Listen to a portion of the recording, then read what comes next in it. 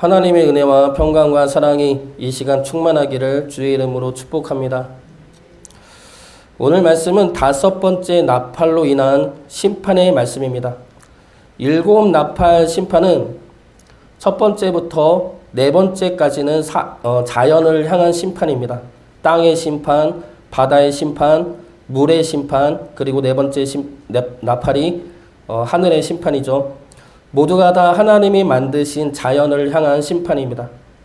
그런데 그 심판이 5번째부터는 방향이 달라집니다. 어디로 향하고 있습니까? 사람들을 향하고 있습니다. 사람들을 향한 심판이 시작되고 있는 것이죠. 그러나 이 사람들은 하나님의 백성들이 아닙니다.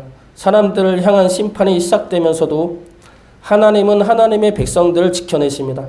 하나님의 자녀들에게는 이 심판이 임하지 않도록 명령하십니다. 그러면 이 심판은 누구를 향한 심판입니까? 하나님을 믿지 않는 사람들, 땅의 사람들, 하나님의 인치심을 받지 않은 사람들을 말합니다.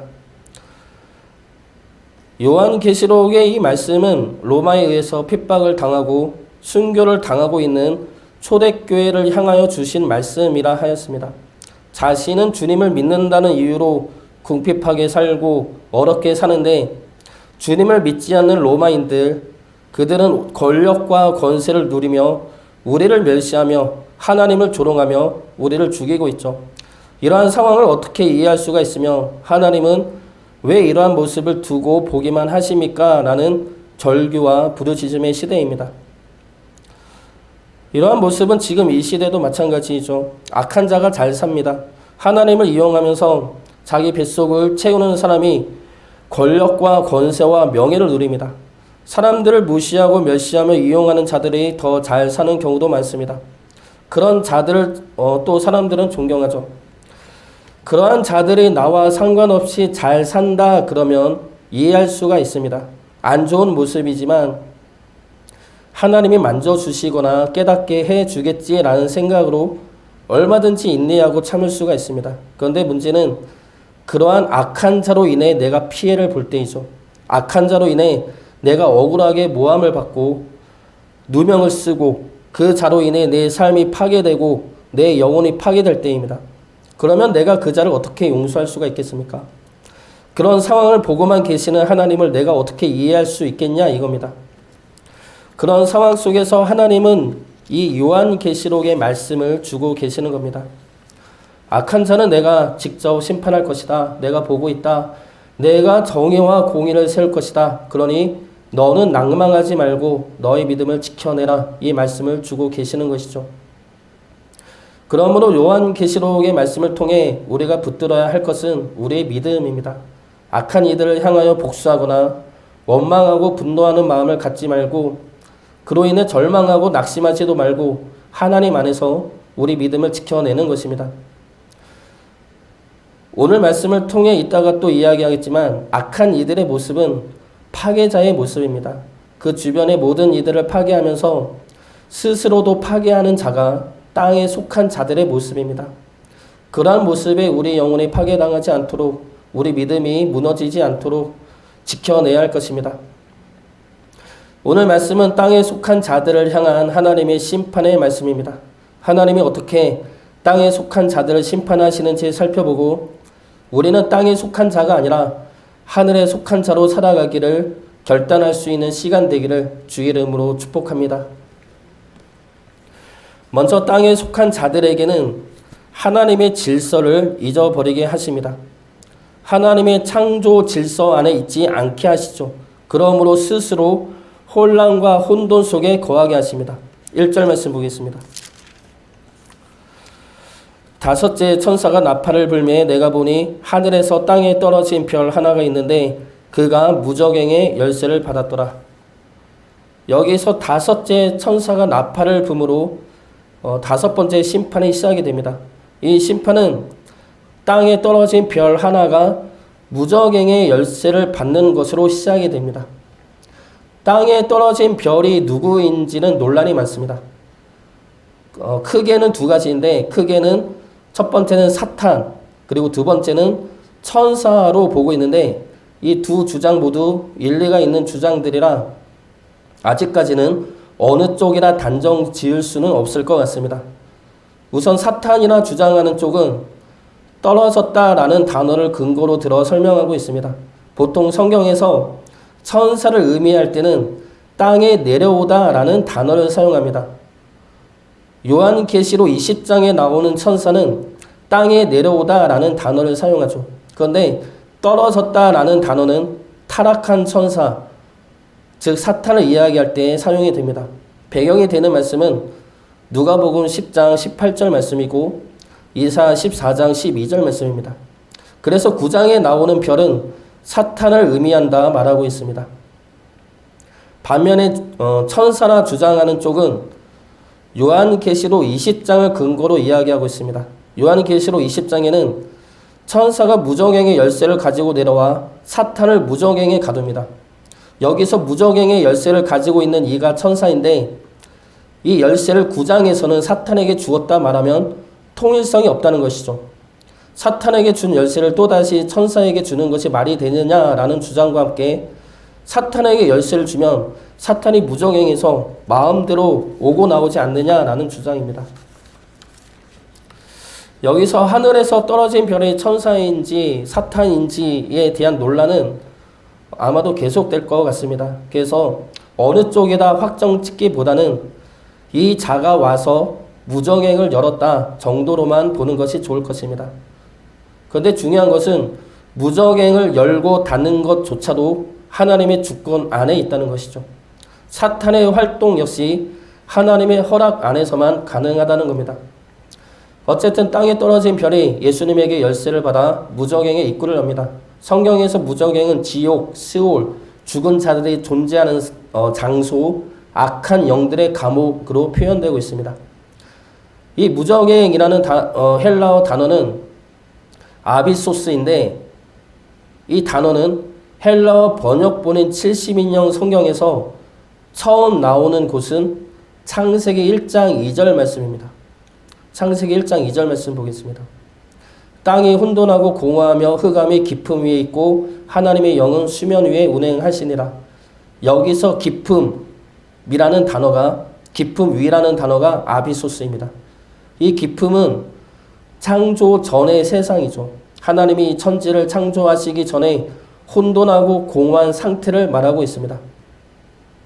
그러한 무저갱을 열자 연기가 올라옵니다. 2절 말씀 보겠습니다. 그가 무저갱을 여니 그 구멍에서 큰 화덕의 연기 같은 연기가 올라오매 해와 공기가 그 구멍의 연기로 말미암아 어두워지며. 여기서 연기라는 단어는 소돔과 고모라에 관한 심판 말씀에서 사용이 되는 단어입니다. 창세기 19장 28절 말씀입니다. 소돔과 고모라와 그 온 지역을 향하여 눈을 들어 연기가 옹기 가마의 연기같이 치솟음을 보았더라. 그러므로 연기는 악한 자들을 향한 심판을 의미하고 있죠. 그런데 그 연기가 큰 연기로 올라와 세상을 어둡게 만듭니다. 이것은 심판의 강도가 매우 크고 분명함을 말씀하고 있는 것입니다. 그리고 이 심판은 깊음이라는 무저갱의 의미와 어두움이라는 의미를 통해 창조 이전의 세계로 돌리고 있음을 말씀하고 있습니다. 즉 빛이 되시는 주님으로 말미암아 주의 선하신 질서 위에 서는 것이 아니라 주님 이전에 혼란하고 혼돈한 그 상태로 하나님의 질서가 부여되지 않은 공허하고 깊은 허무의 세계에 서게 한다는 것입니다. 이것은 자연을 향한 심판이 아니죠. 사람을 향한 심판입니다. 사람의 마음을 그러한 상태로 만들어낸다는 것입니다. 그런 혼란과 혼돈과 공허와 허무의 마음을 갖게 한다는 겁니다. 이것은 하나님의 심판이면서 악한 영들이 하는 일이죠. 사탄은 사람의 마음을 이러한 마음으로 끌고 갑니다. 하나님이 주신 질서와 주님이 주신 빛의 세계로 가게 하지 않고 끝없는 혼돈과 혼란과 깊은 허무로 끌고 갑니다. 그렇기 때문에 그 허한 마음을 어떻게 합니까? 세상의 물질이나 권력이나 쾌락이나 물질로 채우려 하는 것이죠. 사람들 위에 서서 사람들의 인정을 통해 허한 마음을 달래려 하는 겁니다. 빛 가운데 서지 않고 어둠과 흑암 속에 숨어서 마음껏 죄악을 저지르며 살라 속삭이고 있는 것이죠. 이것이 사탄이 하는 짓들이며 하나님이 허락하신 심판입니다.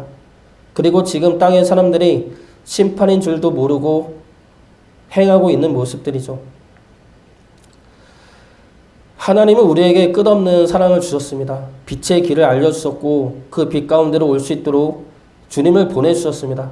그리고 그 길을 갈 수 있도록 말씀을 주시고 그 말씀을 깨달을 수 있도록 성령님이 함께 하십니다. 어두움에 서지 마시고 빛의 길에 서시기 바랍니다. 깊은 혼돈과 허무 가운데로 끌고 가려는 악의 세력에 맞서서 우리 마음이 주께로 확정될 수 있도록 빛 대신 주님을 바라보며 나아가기를 주의 이름으로 축복합니다. 두 번째로 땅에 속한 자들을 향한 심판은 괴롭게 하는 것입니다. 이 괴로움은 죽을 만큼 괴롭게 하는 것이지만 죽이지는 않죠. 그래서 죽기를 강구하는 괴로움입니다. 무저갱을 열자 연기가 나오고 그 연기 가운데로 황충이 나옵니다. 이 황충은 무리지어 날아다니는 메뚜기 떼를 말합니다. 3절 말씀을 보면 이 황충이 전갈의 권세와 같은 권세를 받았다고 말합니다. 전갈의 권세는 사탄의 권세이죠. 전갈과 뱀은 사탄을 상징하는 동물이며 사람을 대적하는 악의 세력을 상징합니다. 여기서 황충이 전갈의 권세를 받았다는 것은 사람을 대적하며 심판하는 권세를 받았음을 의미합니다. 이 황충에게 하나님은 두 가지를 명령하시죠. 첫 번째는 각종 수목은 해하지 말 것과 두 번째는 하나님의 인침을 받지 아니한 사람들만 해하라는 말씀입니다. 각종 수목을 해하지 말라는 것은 황충으로 하여금 자신들이 먹어야 할 것을 먹지 못하게 하는 것이죠. 그러면 황충이 무엇을 먹겠습니까? 사람을 먹을 수밖에 없다는 겁니다. 그것도 탐욕스럽고 개걸스럽게 먹게 되는 것이죠. 그런데 인침을 받은 이들도 먹어서는 안 됩니다. 이 말씀은 하나님의 백성들을 지킴과 동시에 땅의 사람들을 향한 심판을 의미하죠. 5절 말씀 보겠습니다. 5절 말씀 같이 읽도록 하겠습니다. 그러나 그들을 죽이지는 못하게 하시고 5달 동안 괴롭게만 하게 하시는데 그 괴롭게 함은 전갈이 사람을 쏠 때 괴롭게 함과 같더라. 죽이지는 않습니다. 그러나 죽는 게 낫다 싶을 만큼의 괴로움을 주도록 합니다.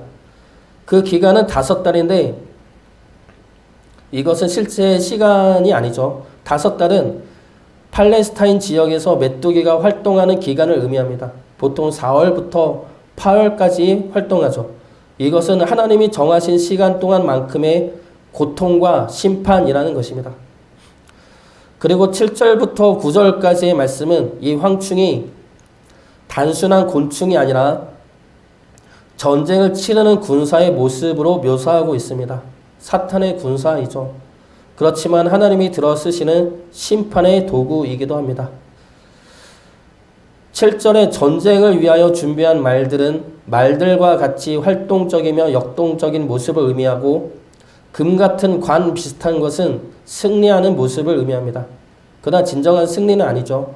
괴롭게 하는 것에는 승리하지만 최후 승리는 아니기 때문에 금 같은 관 비슷한 것이라 표현하고 있습니다.